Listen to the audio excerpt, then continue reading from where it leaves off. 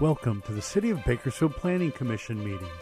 This television broadcast is brought to you by the local cable companies, the County of Kern, and the City of Bakersfield. You can watch the rebroadcast of this meeting Saturday at 7 p.m. and Sunday at 10 a.m. The agenda for this meeting can be downloaded at www.bakersfieldcity.us. Presiding over this evening's meeting, Chair Adam Strickland. It is my pleasure to call to order the February 5th, 2026 Planning Commission meeting. Madam Clerk, will you please call the roll? Chair Strickland. Here. Vice Chair Biddle. Here. Commissioner Brandt Oliver. Here. Commissioner Cater. Commissioner Core. Here. Commissioner Martin. Commissioner Neal. Madam Clerk, next item, please. Pledge of Allegiance. Please stand for the Pledge of Allegiance. I pledge allegiance to the flag of the United States of America, to the republic for which it stands, one nation, under God, indivisible, liberty and justice for all.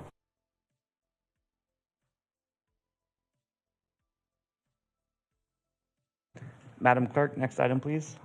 Public statements. Public statements are now received at different times depending on the item. I will call on Madam Clerk to call for public statements at the appropriate time, so please listen carefully for the correct time to speak. Non-agenda item 3A, public statements. Does anyone in the audience wish to address the Commission regarding items not listed on tonight's agenda? If so, please come forward and state your name. Seeing none, Madam Clerk. Agenda item 3B, public statements. Does anyone in the audience wish to address the Commission regarding items listed on tonight's agenda? Please note that staff submitted a blue memo asking for non-consent public hearing item 6A to be referred back to staff. Seeing none, Madam Clerk, next item, please. Agenda item 4, consent calendar items. All matters listed under the consent items do not require a public hearing and will be enacted by one motion. There will be no separate discussion of said items unless staff or commissioner requests specific items to be discussed and or removed for separate action. May I get a motion approving consent items 4A and 4B? So moved. Commissioner Brandt Oliver, do you have a second? I'll second. Commissioner Core. Commissioners, please cast your votes.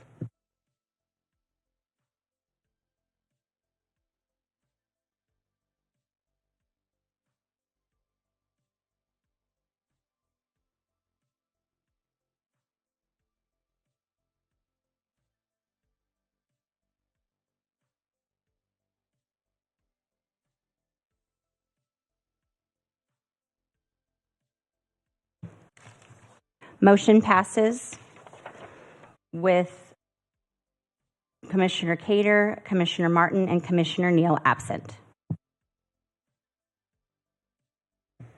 Thank you, Madam Clerk. Next item, please. Agenda item 5, consent calendar public hearing items. Now is the time for consent calendar public hearing items. If the item is not removed by a commissioner, staff, or member of the public, the commission will vote on all items in one motion without further comment. If an item is removed, it will be placed at the end of the non-consent public hearing items. At this time, I will now open all consent calendar public hearing items.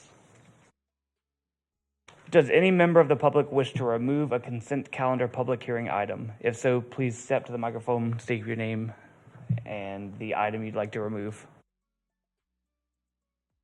My name is Gordon Knipp. I'd like to remove 5D, vesting tentative track number map 7386.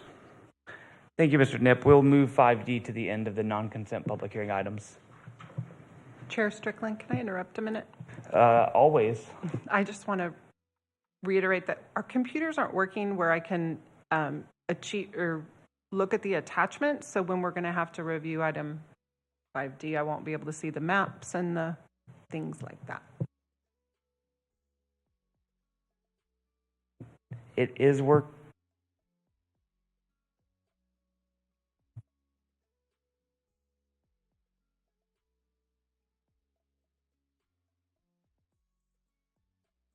I apologize, everyone.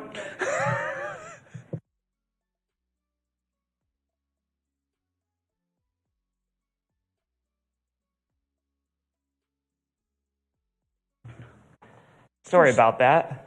Mr. Strickland, I'd like to indicate that there are two memos provided to you tonight. One memo is on item 5D and one memo regarding item 5E. Thank you, Ms. Ng. Does any member of the public have any other items they'd wish to remove?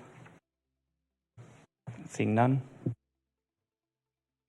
Does any commissioner or staff wish to remove a consent calendar public hearing item?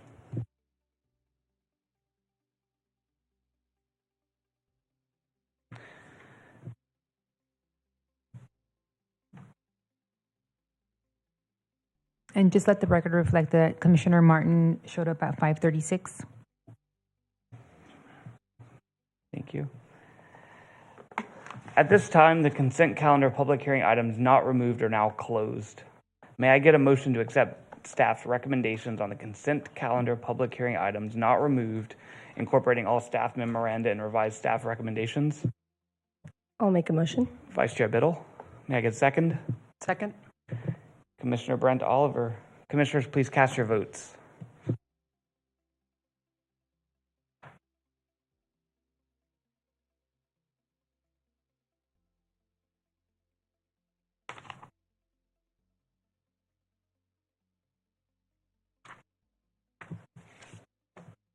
Motion passes for item 5A, 5B, 5C, and 5E, with 5D moved to non-consent public hearings. Thank you, Madam Clerk. Oh, wait, with Commissioners Cater and Commissioner Neal absent. Thank you, Madam Clerk. Next item, please. Agenda item 6, non-consent public hearing items. As noted at the beginning of this meeting, staff submitted a blue memo recommending item 6A be referred back to staff for further review. While the public can still make comments today, we encourage you to wait until the item is re-noticed at a later date. Is there anyone that still wishes to provide comments on 6A?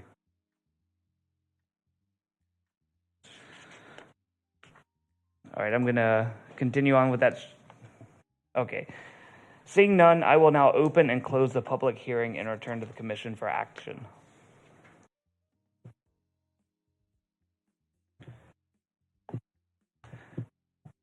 Are we bringing it to vote to let it go back to staff? Is that what our vote signifies? Okay. Commissioner Biddle, yes, the motion is to refer it back to staff, and we will agendize it at a later time.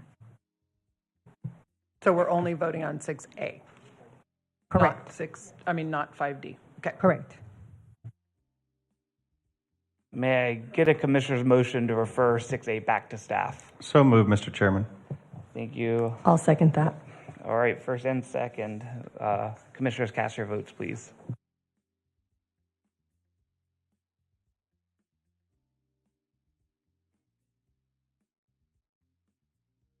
I apologize. Who moved first? Commissioner Morton. Martin, and then Biddle was second. Vice Chair Biddle was second. Yes, ma'am. Thank you.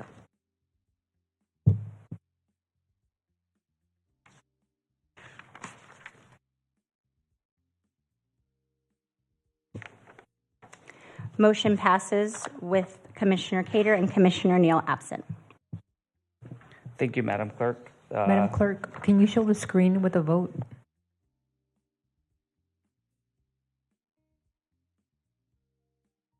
Thank you. Thank you, Madam Clerk. So I think next item would be item 5D.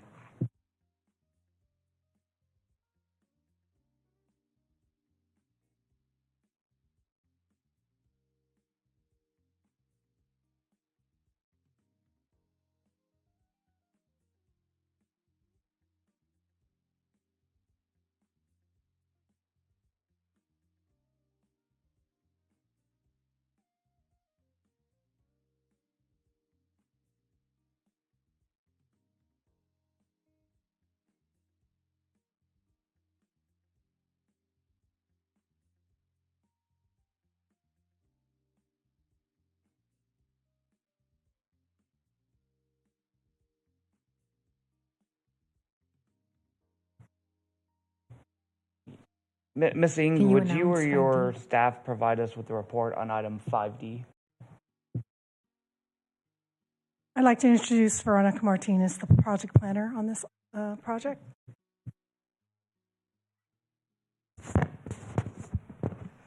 Good evening, Commissioners. My name is Veronica Martinez, Associate Planner with the Development Services Department.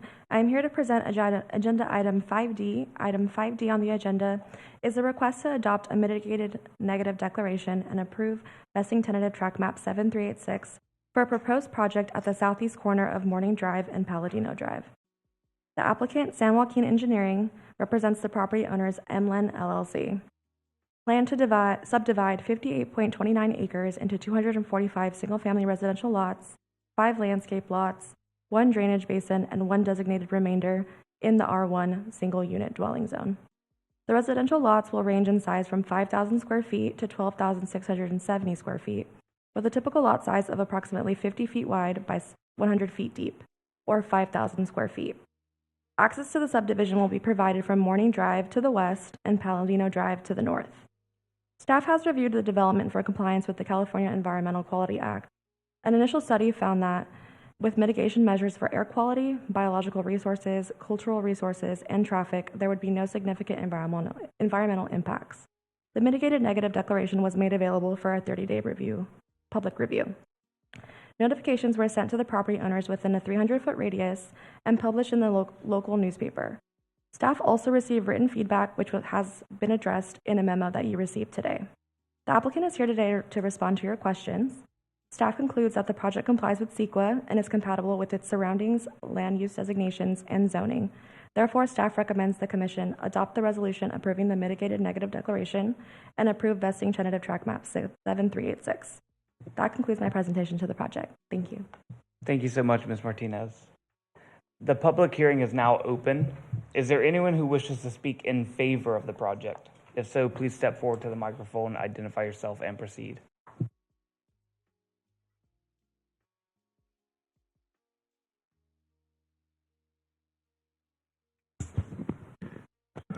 Good morning. My name is Brandon Martin. For the record, BRANDON MARTIN. Thank you, Chair Strickland and Vice Chair Biddle and distinguished members of the Commission. This project is one more project in my continuing effort to help bring affordable housing as a term of art. There's also is something that we can rely on here for people who grew up with me in Bakersfield to have for the future in our community. It's very similar to, or at least in proximity to other projects that you have recently approved. So it's not a kind of leapfrog development where we're out in the middle of nowhere. We are next door to other houses as part of your general plan vision for housing. We think that our project helps with the housing element. And I was just hired on today. So what I'm going to do is I'm going to listen to Mr. Nip a little bit and see if I can rebut some of his comments, most of which seem like a generic form letter we see on every project from the Sierra Club. But I do want to give him a chance before I predict what he's going to say about this project. In the meantime, I'd love it if you'd have a chance to have the project formally introduced by Brett Dawson, our civil engineer. Thank you, Mr. Martin. Is there anyone else who wishes to speak in favor of the project?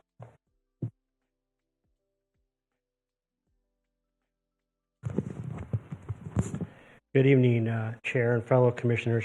My name is Brett Dawson with San Joaquin Engineering. We are the civil engineer for the project and representing the landowner and subdivider Emlen LLC. I'd first like to thank staff for all their time and effort with working with us now for over 3 years.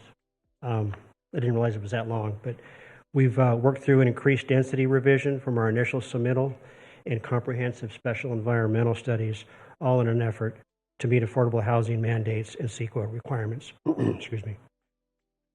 As you know, and for the benefit of the audience, the city's housing element update provides for the planning of some 37,000 homes.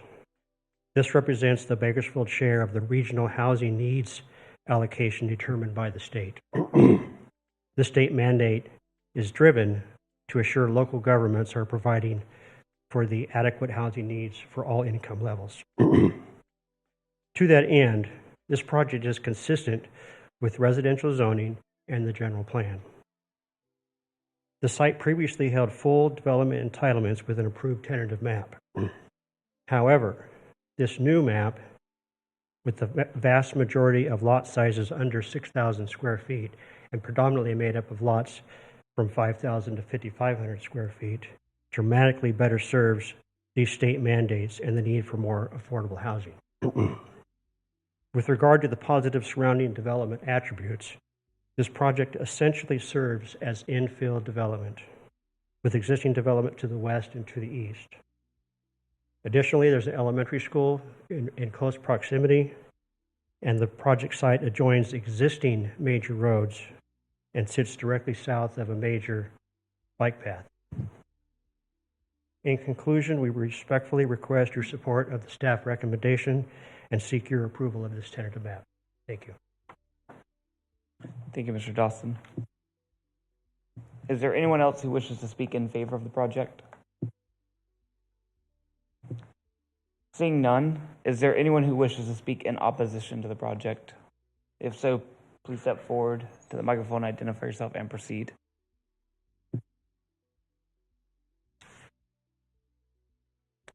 My name is Gordon Nip. I'm the vice chair of the local Sierra Club chapter. I should mention that the Sierra Club is not opposed to new housing per se. The Sierra Club would be supportive of any new housing project that thoroughly addresses its impacts and its affordability issues. Unfortunately, this project addresses neither its impacts nor its affordability issues. I've submitted 14 pages of comments for the Sierra Club on this project and its mitigated negative declaration. For tonight, because of time constraints, of course, we will have to leave most of the issues to the written record while I focus comments on one basic issue, and that is that the city has not addressed the cumulative impacts of this project. Cumulative impacts to air pollution, to habitat loss, to the climate crisis, and others. In not addressing these cumulative impacts, the city risks violating state law, CEQA, and most importantly, it risks harming its citizens. This project, Tract 7386, is not the only project in the works by any means. I've listed 12 other current housing projects in the letter that I turned in, many of which are in the vicinity of this project. And a recent local environmental impact report lists 51 new projects in the works in its list of cumulative projects. Collectively, cumulatively, these projects' impacts are significant, even if their individual impacts are small. So, cumulative impacts to air pollution.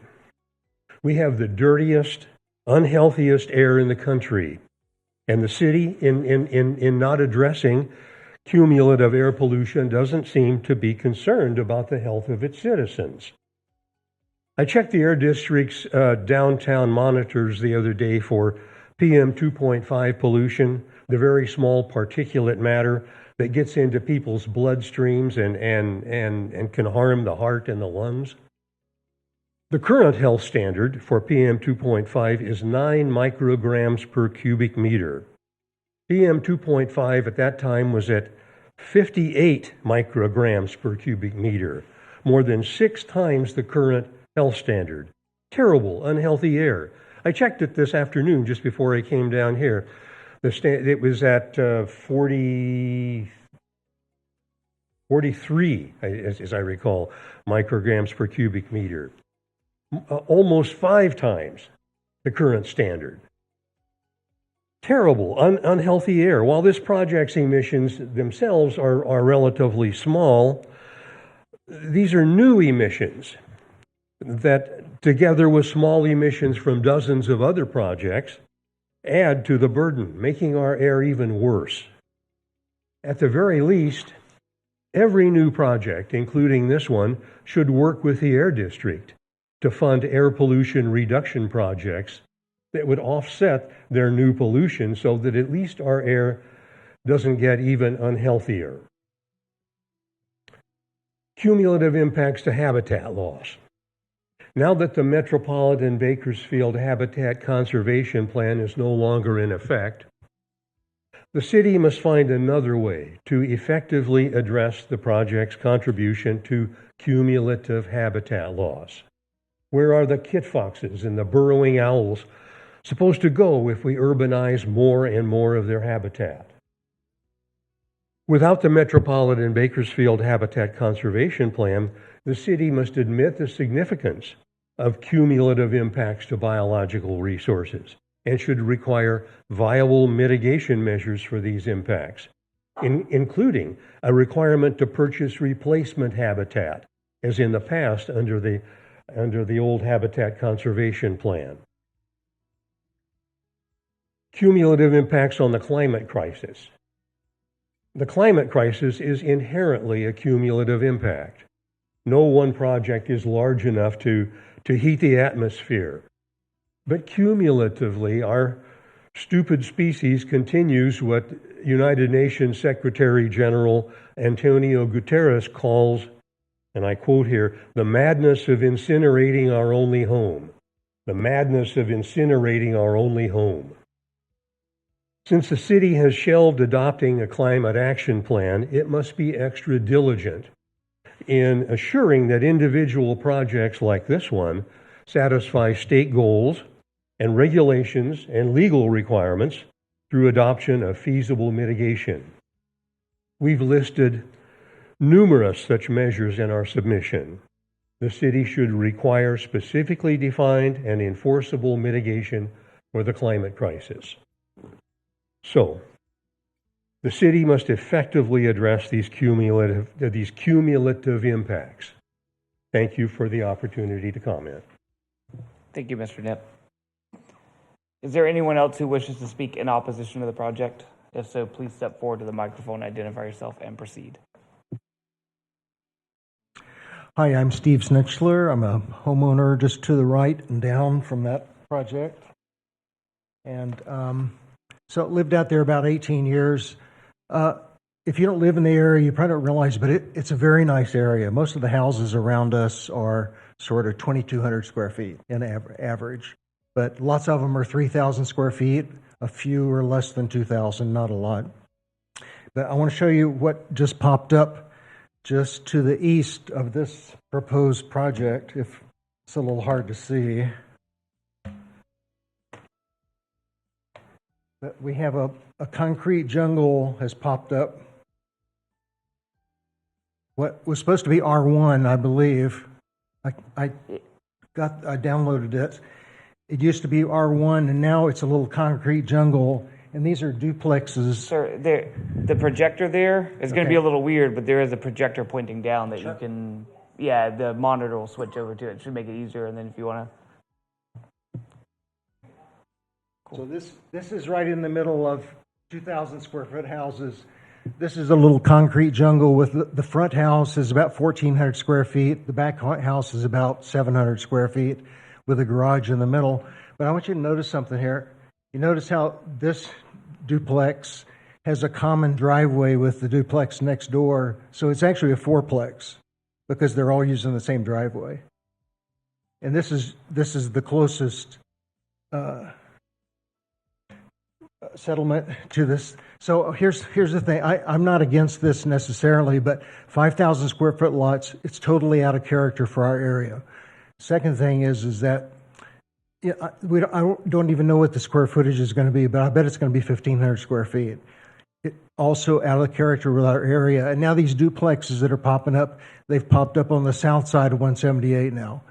And, it's almost like a deliberate attempt to change our area. So hope you'll keep that in mind. Thank you. Thank you, sir. Before you walk off, could I ask you to spell your last name? I didn't catch it fully. Snitchler. Steve. Thank you, sir. Mm-hmm. Is there anyone else who wishes to speak in opposition to the project? Please step to the microphone, identify yourself, and proceed. Seeing none, does any commissioner have any questions for the public on this item? Remember, now is not the time to express any opinions on the matter. It is only time to ask questions.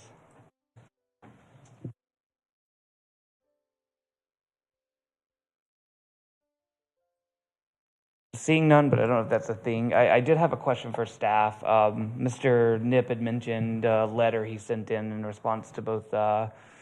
It sounded like the mitigated neg deck. Is staff aware of a letter? It wasn't in the report. The report said no comment had been received, so I want to clarify that.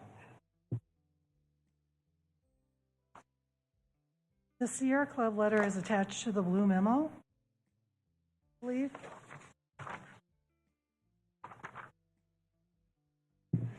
I knew that, received that. We talked about that, and thank you. And then I believe Commissioner Core had questions. Yeah. I have a question for the staff. In the memo sent by Mr. Gordon, he mentioned some oil wells that are leaking gases. Is there a mention of those in any of the M&D study? No, there's no mention because we are not aware of that. We have not been given notice of that that leakage, but it would be a fire department process, and we did not hear from the fire department. And also the state has some jurisdiction. So is that something that comes up once the construction starts, or isn't it all the wells should be properly plugged already anyways? Prior to recordation of a final map is when the wells would need to be properly abandoned and tested. And that's usually a year to more years out of when that happens. Not at this stage is when it usually is not happening. And was there an increase in the size of the project from what was previously approved? The density, meaning the number of homes or lots, has increased. And how does that impact the M&D? The M&D was evaluated on the current project, which is the increased density. Okay, thank you.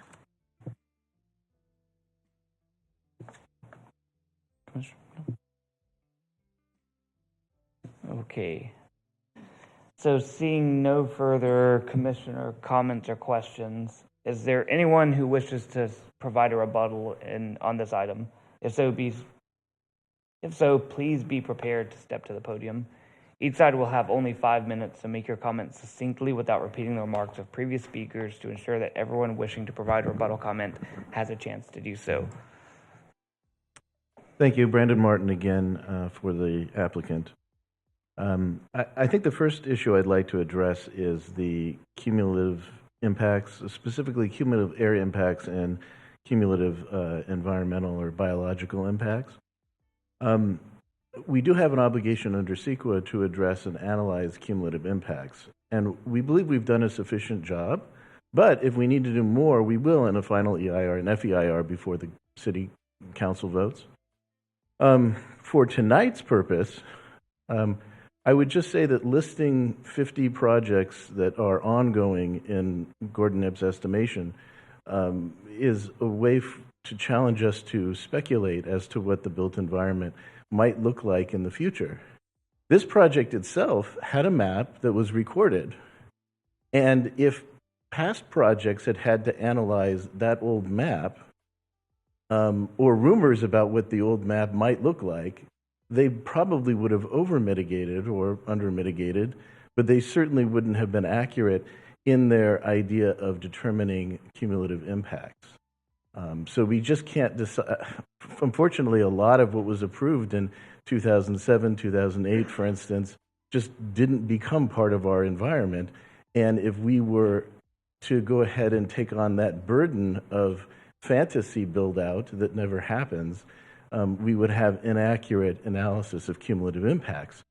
Having said that, I have seen projects where they do not analyze correctly cumulative impacts. To the extent that we can bolster our analysis, we will do so before the City Council meeting.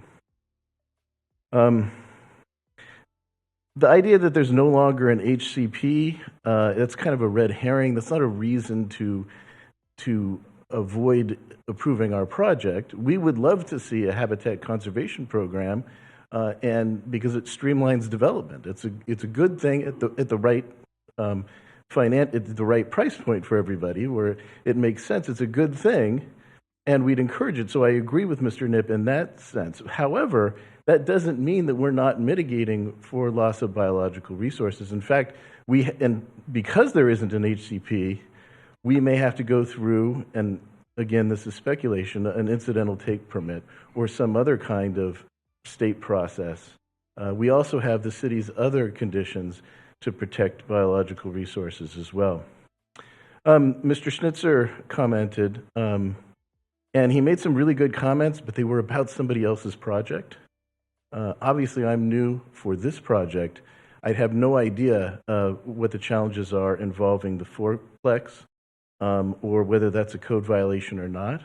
But I would recommend that he contact the planning department. If there is a code violation, he can report it. It just doesn't have anything to do with your item tonight. Thank you. Thank you, Mr. Martin. Is there anyone else who wishes to provide rebuttal in favor of the item? Seeing none, give us a second to reset, and we will set for rebuttal in opposition.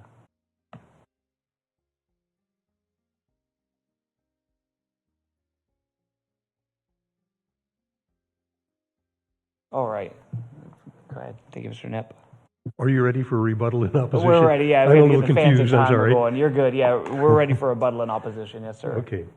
I just wanted to react to what Mr. Martin said, a couple of points that he was making. He was saying that we were sort of speculating about cumulative projects. Really not speculating. I listed 12. I have a list. I put a list of projects in this 14-page letter that I sent in. 12 of which were tentative track maps that you have recently, well, many of which you have recently approved in one way or another. These are not old. These are not old tracks. These are new ones that mostly haven't been built yet. And the IPG industrial complex EIR listed 51 new projects for the Bakersfield area. That's not speculation. These may not all be built. That's probably true. But still, many of these projects are in the works, and we need to be addressing the cumulative impact of all these rather than just looking at the individual impacts of each one. Our air is terribly dirty as it is. If all we do is look at the individual impact of every project and say, well, it's tiny, so we don't have to worry about it. Look at what that's led to at this point. The air now is terrible. It's incredibly dirty. Almost more than 6 times the ambient air quality level for PM 2.5 in some days. People get sick from this, and I get sick from this. I'm old enough that I really need to deal with. I really can't go outside and work when the air is that bad, and I'm not alone in that. So these are all. This is not speculation. There are many projects coming up. And we need to address the cumulative impacts of all these projects, not only to air pollution but to habitat loss. There isn't any HCP. You used to be addressing habitat loss through the HCP. The HCP used to require projects to pay a per acre fee that would go to purchase off-site habitat that would be preserved for these species, kit foxes and badgers and blunt-nosed leopard lizards and many other species, Bakersfield cactus. That's no longer the case. You don't have an HCP. And so these developers at this point without an HCP are getting by without preserving habitat. Habitat just goes, and the kit foxes, where are they going to go? If they don't have a place to forage, kit foxes aren't going to survive. Maybe we don't care. Maybe we only care about developers' profits. Anyway, let me just leave it at that. Thank you. Thank you, Mr. Knipp. Is there anyone else who wishes to provide rebuttal in opposition to this project? Seeing none, I will now close the public hearing on this item and return it to the commission for comment and action.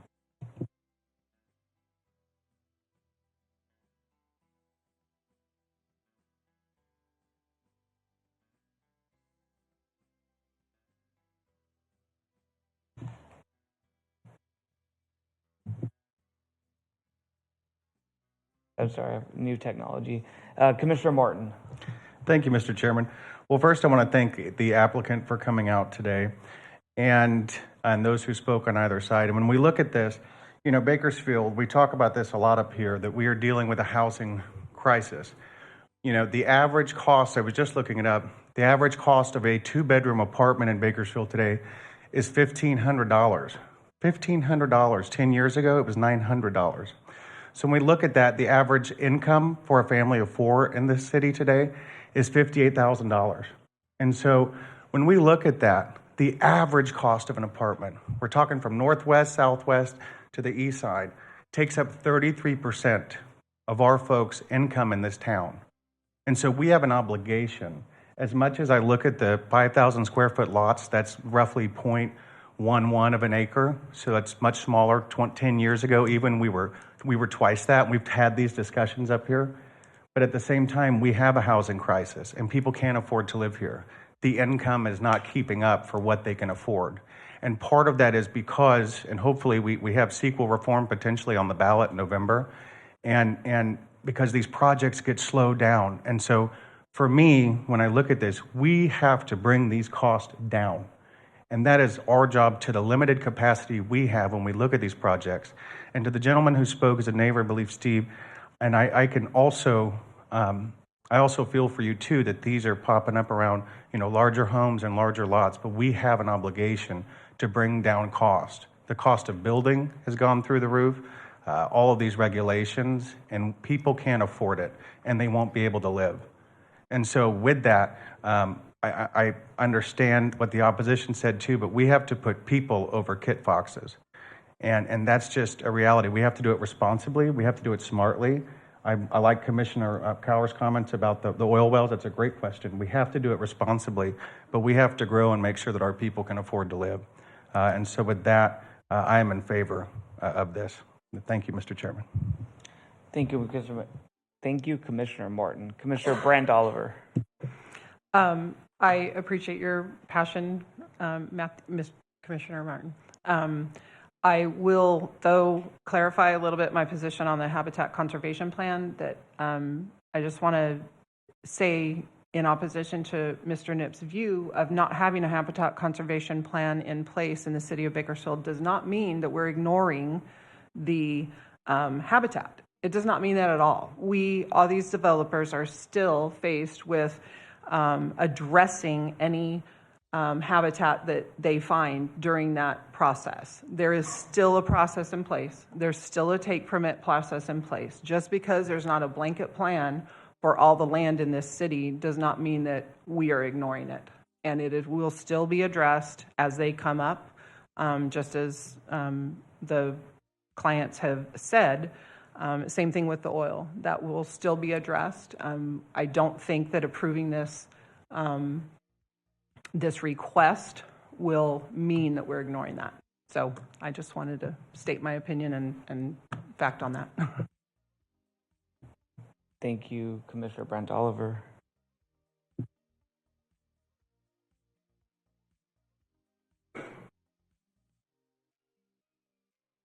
Vice Chair Biddle.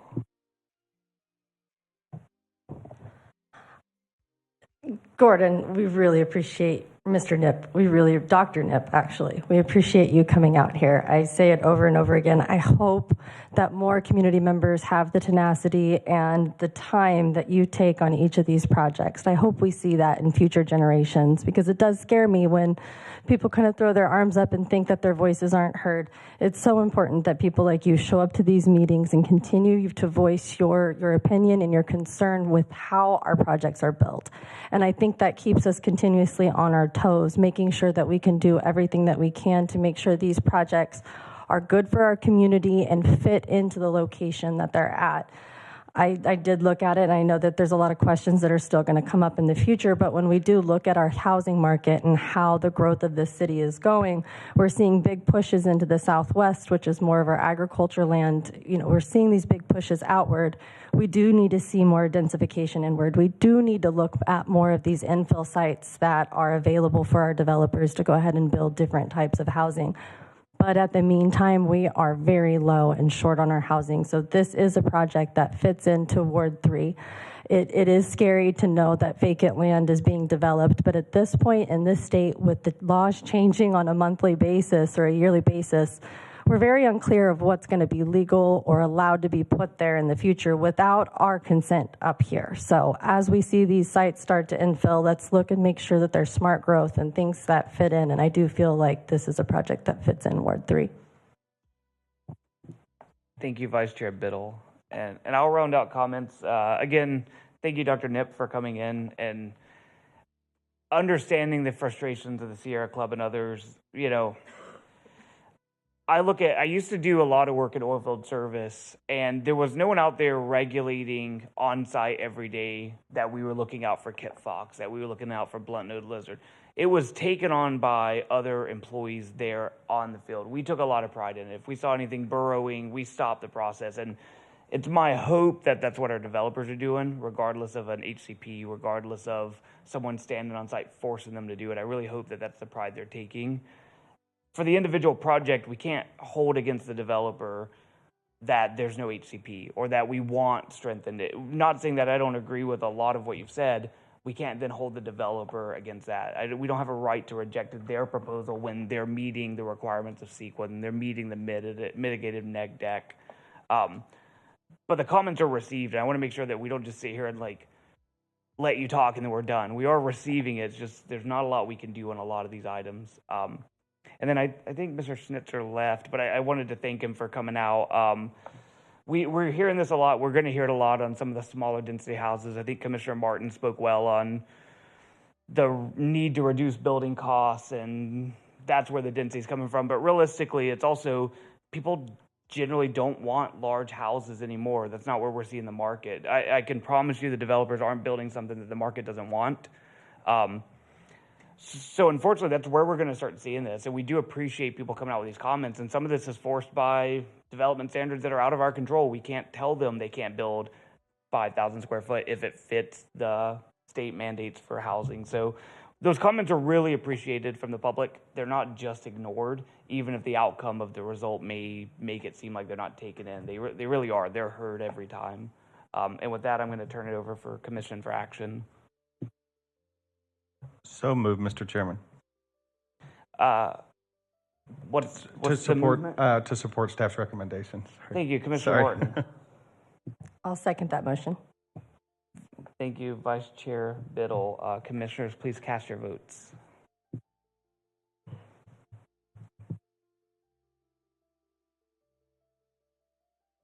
If it doesn't pop up, I'll have to do just a speaking vote. You know what? Let's round it out with a speaking vote. That sounds great. Chair Strickland? Yes. Vice Chair Biddle? Yes. Commissioner Brandt Oliver? Yes. Commissioner Core? Yes. Commissioner Martin? Yes. Motion passes with Commissioner Cater and Commissioner Neal absent. Thank you, Madam Clerk. Next item, please. Agenda item 7, communications.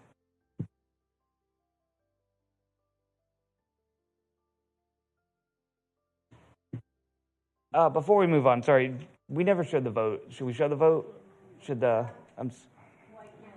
Oh, there's no. She There's did a no. roll call. Okay. I She didn't know. did if a there roll was call. Okay, that's fine. The vote is as read. Okay. Does staff have any communication items? I'd like to read the appeal statement. Oh yes, repeal statement. So let's back up again anyway.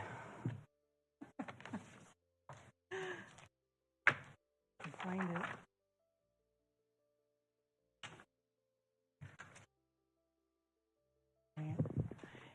Any item on tonight's Planning Commission meeting may be appealed to the City Council in care of the City Clerk at City Hall North. There may be a fee involved, and they can contact planning staff if they have any questions. Thank you. Thank you, Ms. Ing. Madam Clerk, next item, please. Agenda item 8, commissioner comments. Does any commissioner have any comments? I just want to thank Cassie for just saying what I probably should have said a little softer. You're very encouraging, and I appreciate that. And I felt all those things too, but I didn't say any of that. So you're awesome. And perhaps, Mr. Chairman, yeah, and you guys do know I do get passionate up here, and I do hear both sides on an issue. It's just, we're put in a tough spot sometimes, and we know that because we know what our community's feeling, and at the same time, we need to make sure that we do it environmentally sound, but while we allow our city to grow and make sure it's affordable for people to stay here and continue to move here. So, thank you, guys. Thank you, Commissioner Morton. And I would like to make a comment to make sure Ms. Ing doesn't have any more comments. I'd just like to announce we will have a meeting on February 19th. Thank you. Thank you, ma'am. Madam Clerk, next item, please. Agenda item 9, adjournment. The February 5th, 2026 Planning Commission meeting is adjourned at 6:17 p.m.